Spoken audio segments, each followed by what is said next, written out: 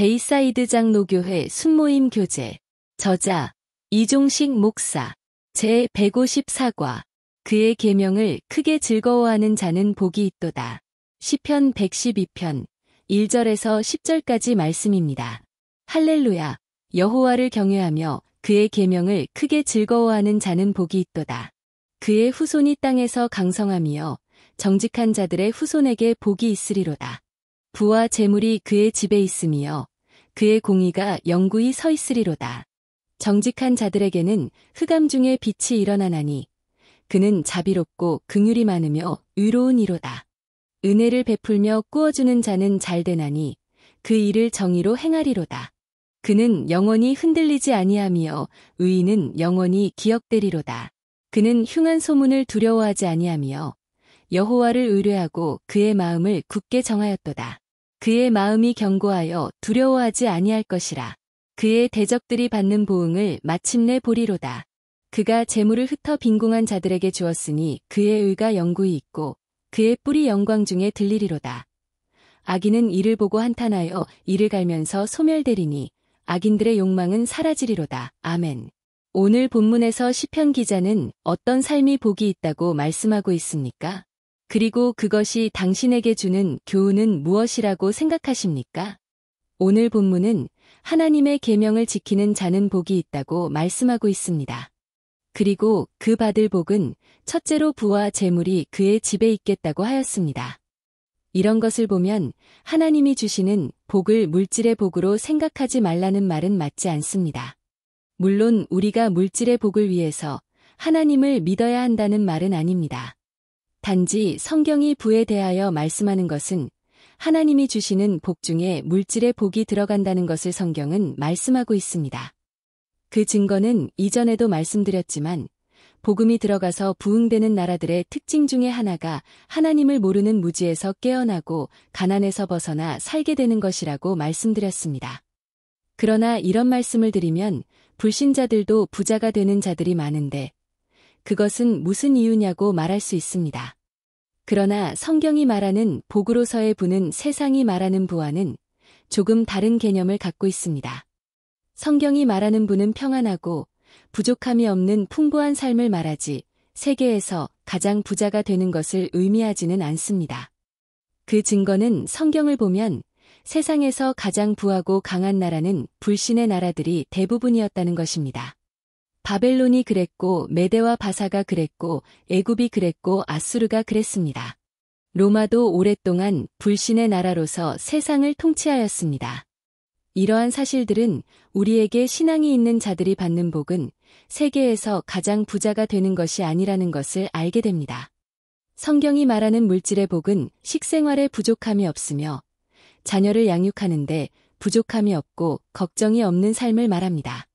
그리고 하나님 나라를 위하여 무엇인가 할 수 있는 물질이 있다면 풍부한 것입니다. 우리가 믿는 것은 하나님 나라를 위한 계획에 필요한 물질은 그 크기와는 상관없이 모두 하나님이 채워주신다는 것입니다. 그런데 오늘 본문은 이러한 복을 받는 사람들이 계명을 따라 하는 행동이 무엇인지를 다음과 같이 말씀하고 있습니다. 5절 그리고 9절 말씀입니다. 은혜를 베풀며 꾸어주는 자는 잘되나니 그 일을 정의로 행하리로다. 그가 재물을 흩어 빈궁한 자들에게 주었으니 그의 의가 영구히 있고 그의 뿔이 영광 중에 들리리로다. 이 말씀을 보면 하나님의 계명을 따라 사는 자는 5절에서는 은혜를 베풀며 꾸어주는 자라고 하였습니다. 그리고 9절에서는 그의 재물을 흩어 빈궁한 자들에게 주는 자라고 하였습니다. 그리고 이런 일을 하는 자들을 하나님이 어떻게 복을 주시는 가를 다음과 같이 말씀하고 있습니다. 5절에서 9절 말씀입니다. 은혜를 베풀며 꾸어주는 자는 잘되나니 그 일을 정의로 행하리로다. 그는 영원히 흔들리지 아니하며 의인은 영원히 기억되리로다. 그는 흉한 소문을 두려워하지 아니하며 여호와를 의뢰하고 그의 마음을 굳게 정하였도다. 그의 마음이 견고하여 두려워하지 아니할 것이라. 그의 대적들이 받는 보응을 마침내 보리로다. 그가 재물을 흩어 빈궁한 자들에게 주었으니 그의 의가 영구히 있고 그의 뿔이 영광 중에 들리리로다. 6절은 은혜를 베푸는 삶을 사는 자는 영원히 흔들리지 않게 되고 영원히 기억될 것이라는 것입니다. 9절도 역시 마찬가지로 하나님은 빈궁한 자들에게 나누어주는 행동을 영원히 기억하시고 그의 뿔을 높이신다고 하셨습니다. 뿔이라는 것은 힘과 명예를 의미합니다. 그러므로 하나님은 은혜를 베풀고 빈궁한 자를 돌보는 자들에게 권세를 주시고 명예를 주신다고 말씀하고 있는 것입니다. 그리고 7절 말씀이 너무 귀한데 그는 흉한 소문을 두려워하지 않는다고 하였습니다. 그 뜻은 흉한 팬데믹 같은 소문에도 두려워하지 않는다는 것입니다. 그 이유는 저가 하나님을 의뢰하기 때문이라고 말씀하고 있습니다. 하나님을 의지하는 자에게는 하나님이 평안을 주신다는 것입니다. 사랑하는 성도님들, 이러한 말씀들은 환난 많은 이 세상에서 우리가 어떤 삶을 살아야 하는가를 가르쳐주고 있습니다. 그것은 은혜를 베풀 수 있을 만큼 베푸는 삶을 사는 것입니다. 그렇게 되면 하나님은 우리에게 풍부한 물질과 힘과 명예를 허락하신다는 것을 기억하는 우리가 되기를 주님의 이름으로 축원합니다.